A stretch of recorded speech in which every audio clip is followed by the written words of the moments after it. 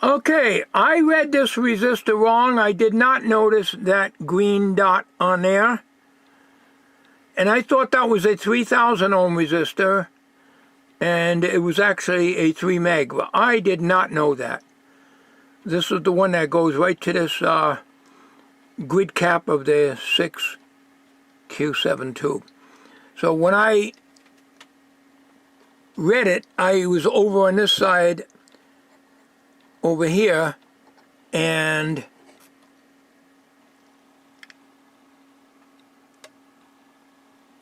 it looks yellow in the camera viewfinder, but it is actually orange. But you can see a green dot there. So body end dot is green. That's 3 meg.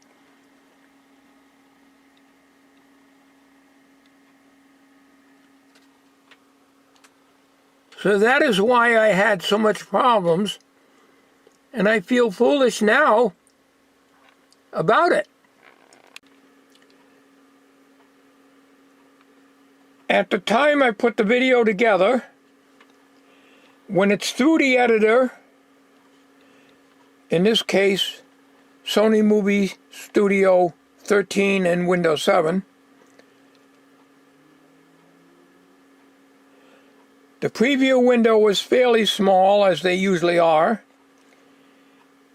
so I didn't see my mistake that I made. And the mistake I made was, I was thinking that's a 3K resistor for 2 reasons. One, I didn't check this carefully enough to see that there was a green dot on it. And second of all, and the biggest issue, was my meter.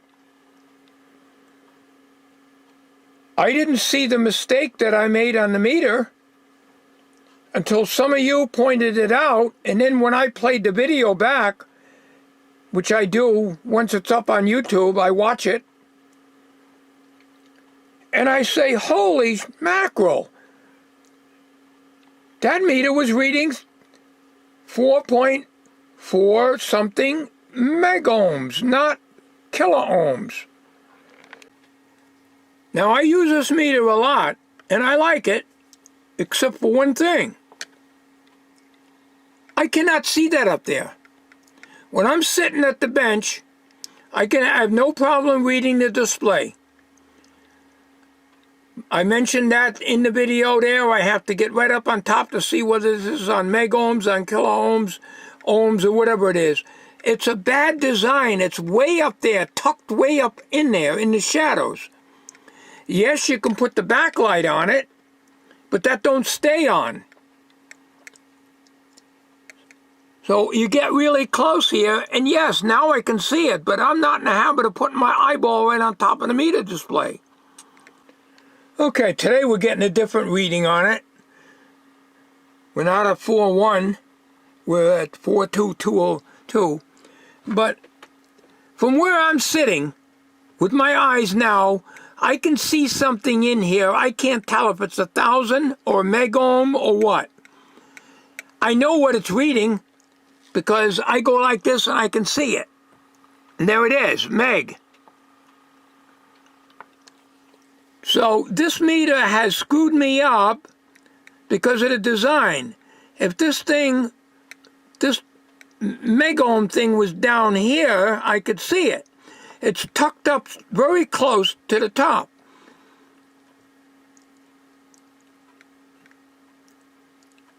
But I didn't even see that until the video, when I watched it at full screen, which it became once it was on YouTube. When I'm doing it through the editor, Sony Movie Studio 13, you got a small preview window. And that small preview window, with my eyes, I still can't see this. So after I posted the video and I look,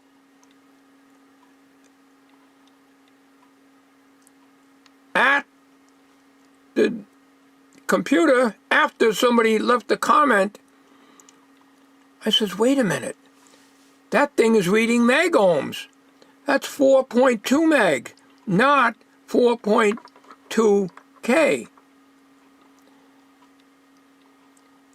So I like this meter, but we're going to go back to our Fluke 73, which I've had since the 80s. I'll show you the difference on that. We're reading 4.203. Why it's so different today, I don't know. Nothing else is on it. It's varying, so figure 4.2. Okay, this is the Fluke 73. This is the meter I've always used years ago. And I only started using the orange one because that's the one I won at the ham auction as a door prize. Now you see how much easier that is to read? Right in plain sight, not buried way up under here. Yes, the display is a little bit smaller, but at least I know I'm reading 4.2 megohms. A lot of you pointed it out that your meter bill is reading megs, not kiloohms. Well, I saw that after you guys pointed it out, and when I looked at the video on a 20-inch monitor, I saw that. So my piss-poor eyesight is really screwing me up on these radios. It really is. So if this thing works after I get done, it'll be a miracle, I'll tell you that. I have not checked the coils yet or anything else. And needless to say, I haven't done anything else because I've been messing around with this here. So now maybe we can try another resistor in there and do it, because as I said, I want that support. And the dog bone resistor is very stiff, so I want to be able to put another resistor over that and bring that down to 3 megohms, not 3,000. But I want to thank you guys for pointing that out. Yes. Probably should have looked at the video before posting it, but then I wanted to get part 4 out. There was a lot on part 4 that I did here that it's coming along, but no reception whatsoever. I know I only had about a 18-inch piece of wire on the antenna terminals up here. This is the antenna terminal right here. So I think we'll give that meter here a semi-retirement.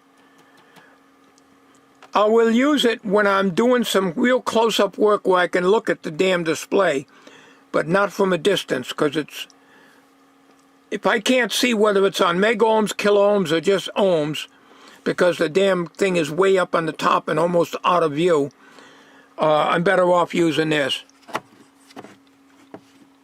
It don't have as many functions, but it does the job I want it to do. So we'll simply, off camera, we'll be dealing with this resistor here. We're not making part 5 here today. We just want to bring this to the attention of everybody, that I appreciate the comments and everything else. And I wanted to show you that. So maybe we'll give you a little flap now, I don't know. Alright, I guess you can see me in here. If you can't, there's no big deal anyways. So, yeah, that kind of made me, I kind of feel foolish about that. But I wanted to show you the meter and why, to me,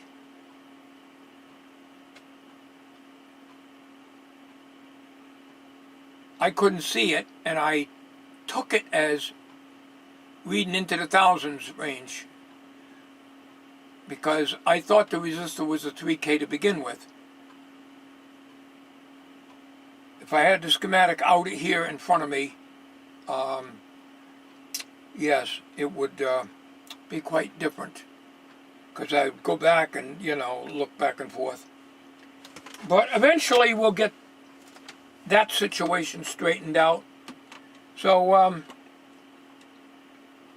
I got to deal with the rest of these resistors, and I think I'm going to probably have to cut them out, one end out, which is not going to be good, because if they are good, then I have to tack them back in, and the situation with doing that is, if I cut one end of the dog bone, and because it's in circuit, there's a couple of them in here next to this one I just showed you that read like 1400 ohms, and they're supposed to be way up there, higher than that. So they are influenced by the circuit.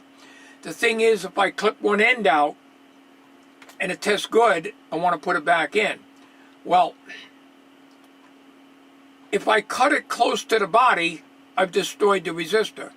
But I need to cut it close to the body on the old resistor so I can put my hook in there and put a modern resistor in there. If I cut it close to the terminal strip and leaving the lead long on the body, and the resistor is bad, then I can't do my hook and pinch. Then I have no choice but to tack solder it. Heat it up and build a blob of solder and put it into that on the terminal strip, because there's no way in hell I'm going to clean out those terminal strips. I can't do that.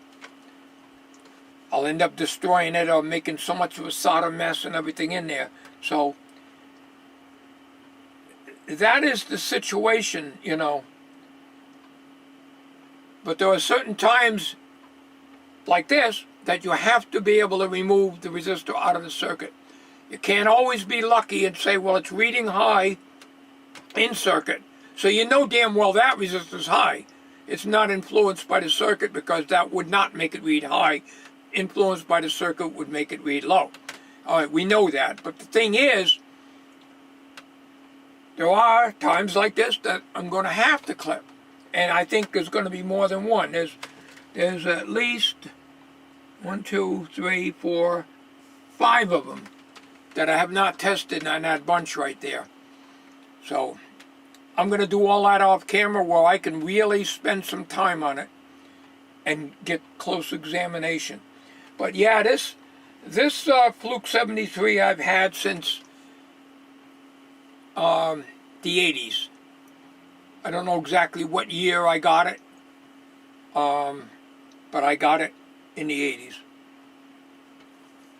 And it's been a very good meter.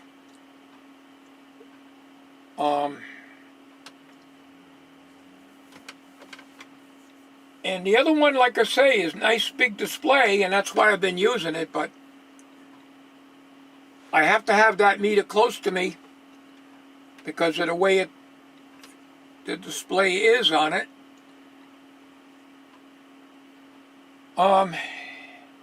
The B&K up here, the LED, the red LED display that's sitting up on top of my scope over there, which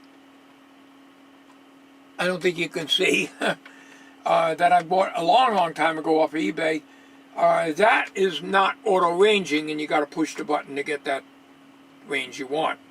So again, I have to get up and really look at it. Now, years ago, I used a VTVM, and never had any problems. I mean, I got ICO 235 here, and it's a very good VTVM. It's very accurate, but I have to get my face right up on top of it to see where I'm at. And then I got the voltometer, which also works very good, and that I can bring out here and look too. But sometimes, you're just going to grab a digital meter and it reads right out quick and bang, you're done, So that's usually the go-to meter. So we'll be using this, because I made this little stand for it. I think you can see that. If not, no big deal. You've seen it before.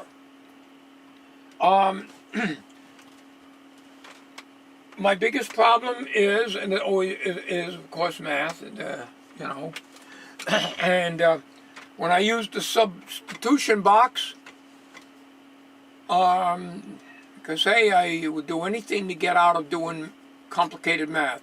To a lot of you guys, it's simple math. Well, what's simple to you is difficult for me. So,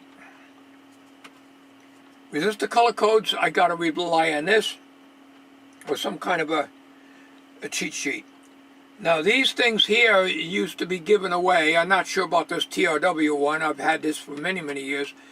But I've got several of these that they used to be given away from the electronic supply stores back in the 60s and 70s, mostly the 60s. Used to get a lot of these cheat wheels. I used to get them from places like Gray Electronics in New London, DeMambro Electronics in New London. We're talking the 1960s now, the good old days. Used to buy spray capacitors with the, the orange drops in the plastic containers, cases and stuff. One of my viewers emailed me, and I didn't answer him yet. I've been so busy with everything going on, and I'm getting behind on answering comments.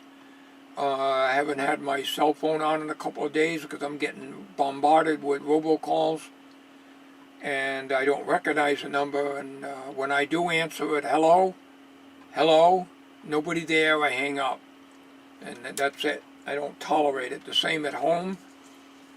I get to a point now, the phone rings, I just pick it up, hang it up. If it's a whole bunch of numbers, nothing. I'll answer, I'll say hello at home sometimes. Dead silence. Hello, nothing. Nobody there, hang it up. Now, there's been times people call the house and they say that, well, I could hear you, but I couldn't hear them. Well, I don't know. So, it might be rude on my part, but when you get so many robocalls, so many damn telemarketers, which they will never, ever, ever stop. It's just not going to happen. It's just the way it is nowadays. But anyways, we're getting off the subject here. So we used to go to these electronic places to buy capacitors. And like I say, this one of my viewers, he emailed me, I don't remember his name, but he says he's bought stuff from me before, maybe a radio or something that I sold. He wanted to give me some Sprague orange drops. And like I say, I haven't had time to reply to him. I think it was yesterday on email. But I will eventually. And I guess a case to hold them in a metal cabinet. I don't have any room here. I don't have any room at all. I appreciate it. But my capacitors are stocked right now from Sal's, all the orange, all the yellow ones. So I'm set on capacitors. The only capacitors that I am hurting on, I got to get some more 450 volt capacitors. I'm kind of low on some of the values, but I've got plenty of 047s, 01s, 022s now, and stuff like that. So he wanted to give them to me, and when somebody wants to give me stuff, I appreciate it, but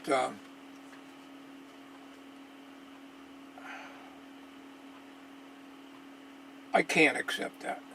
I appreciate it, but I cannot accept it without having to pay him for it, and I don't care. That's me. I will do that, and then I leave myself short of money. But I will not take anything for nothing unless I can reciprocate in some way. Like, I've had people do things for me. So like I say, Ron in Florida, I sent him that radio so he can get, go to a good cause. Which, by the way, I'd like to see some videos on that. Haven't seen anything on it. Did you ever paint it? Did you ever get it done? I hope so, because But I don't mind if I have the extra money and I don't mind. That's the kind of guy I am. I'll do anything, that I can for you within what I can afford to do. But if I don't have the money, I can't do it, and that's just the way it is. But, so capacitors, and I'm pretty well set, but I want to thank you for offering that to me, and I figured also I want to thank everybody that has pointed it out, and when I saw those comments, I said, wait a minute. And I played back the video, because I uploaded it. I skimmed through it, make sure it plays okay, but I don't watch the whole thing all the way through. And now that came out good, so I put it up there, and you gotta wait forever for YouTube to do its checking, I guess to make sure copyright BS or anything is not in there. So it takes a very long time, and you get this message saying, checks are taking longer than expected, and you wait, and you wait, and you wait, but eventually it goes up there. So then when I play it back, I don't play it back right away. I look at the comments after it's up. I go out, I do other things, come back, and I check the comments, and I say, the video's showing, people are saying that I'm reading the resistor wrong. You're reading your meter wrong. It's 1,000 ohms, not mega. I mean, you're reading 1,000 ohms and it's mega ohms. I says, huh? I played back the video, and of course it's on a 20-inch monitor, and there it is, and plain as day, right there. It said M right on my meter. I couldn't see that M when I was doing it here. With the reading glasses, I'm limited to a very short distance. And without glasses, I can still see the meter, but I cannot see that little tiny M or K or the ohm symbol. Cannot. I have to get close and put my reading glasses on. So again, things that take me longer than the average guy because of my eyesight, And I'm not crying about it. I want to thank you for pointing that out, because I thought I was going crazy here. I took the Coin Electronics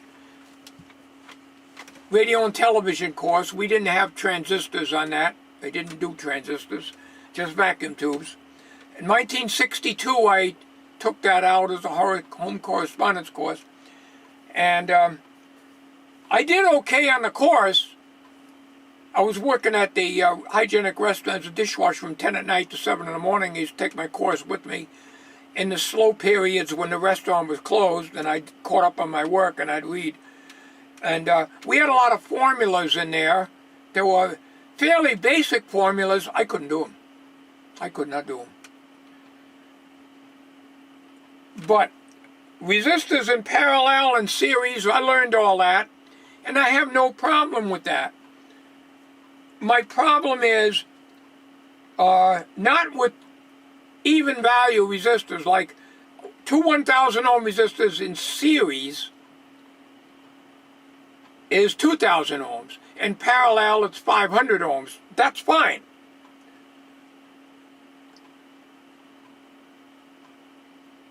And also, I know that if you have two 1 watt, 1,000 ohm resistors in series, it does not make it 2 watts. It makes it 1 watt. So that I understand. Okay? The same with like 10 meg. Okay? 10 meg is two 10 megs in parallel would be 5 megs. Two 10 megs in series would be 20 megs. I have no problem with that. My problem is odd numbers. I can't do them. I can't even begin to do them as math because I hate math and I can't grasp it. It's so bad that I failed math in grade school. I'll tell you, I'll be honest with you. And I shouldn't even be saying that, but I have said it in the past. So I avoid math with a passion. That's why I've always used the substitution boxes, okay, when I'm trying to figure out. Or I'll take a bunch of resistors and lay them out, cut them on an ohm meter, and keep experimenting until I get the values I want. Now, here was a confusing issue.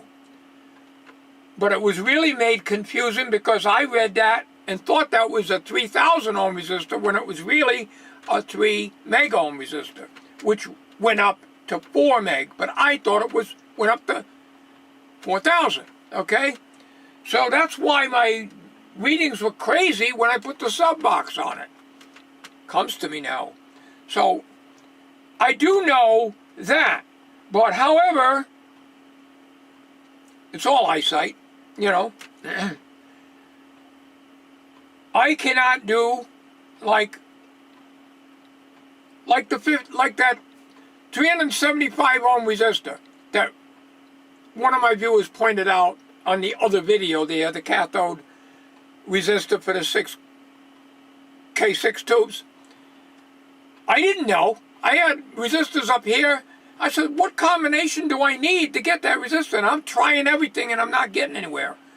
You know, I'm trying 3 1,000 ohm resistors and I'm coming out to 333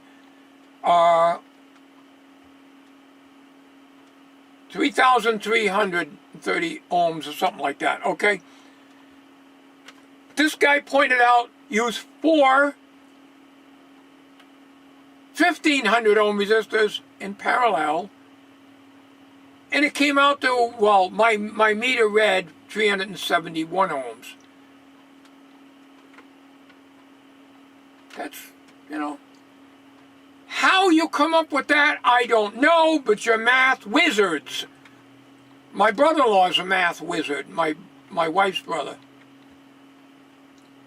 And he can't understand why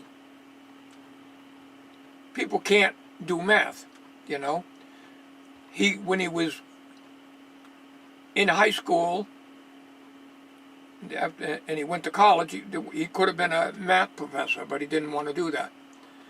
So there are smart people, just like Mr. Carlson, that are wizards, and there are smart people with math that are wizards. I am stupid when it comes to math. I know just enough. I have a problem when I go into a restaurant. My meal comes to $10. All right, back in the days, you used to leave 10%. No problem, leave a buck tip. That's 10%. 10% of $1 is a dime. 10% of $10 is $1. I have no problem with that because it's even. Let my meal come to $13.29 or $14. I am lost. I don't know. So what I do, I still say $10. So it's 20% now, so I just double it. All right. You can't get a breakfast for less than $10 now. So that's why I'm using that. When my breakfast costs, well, right now my breakfast is $8.33 without the meat, eggs and home fries, toast and coffee, which is about as cheap as you're going to get nowadays in the local restaurant. I leave $2 because I know it's under 10, so I leave $2, and that is going to be a hair over 20% because I leave 20% now. I won't leave more than 20%. I don't care what anybody says. 20 is my limit that I'll leave. And I don't tip on things to go. I hate that. When you go into a restaurant, I got a pizza to go.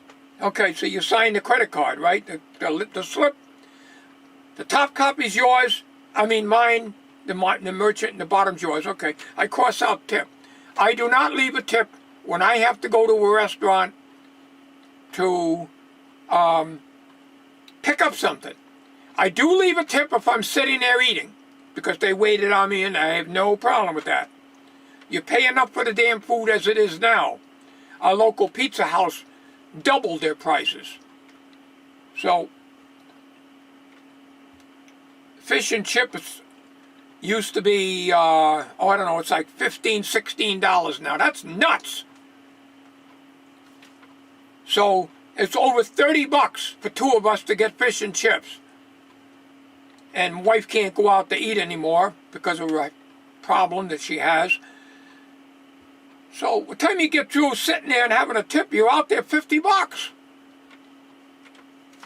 But, I'm getting off the subject, but I don't tip on things to go. I go to a restaurant and I call it in, they make the order, okay, and I have to pay with the credit card, okay, not a problem. I just sign it, but I cross out where it says tip. I do not leave a tip when something can go. That's the same with Subway grinders. Subway is a local grinder shop to make hoagies or subs or whatever you want to call them. They use the card, and I don't use it. I don't leave a tip. If they bring the food to me and I'm sitting down, yes, by all means, I'll 20% tip. Okay? Now, some of you may disagree. I'm sorry. I'm on a fixed income. I am on Social Security and a very small pension. So, but I realize that, the things are tight nowadays, but it's tight for people like us, And my hobby's secondary. I have a small amount of money that I use on my hobby. And, I like to go out and have breakfast once or twice a week. A cheap McDonald's for $2.50. Coffee, and a large coffee and a sausage, cheese, McMuffin.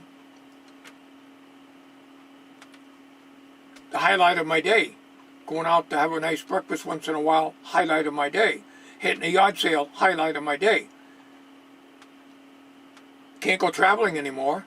Even if my wife was able to, we can't do that no more.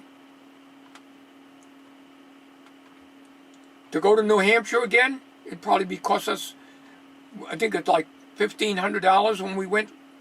It costs about $5,000 now if we ever went there. Couldn't do that. It was, I don't even know if I'm still recording. You don't mind an ugly face on your screen, do you?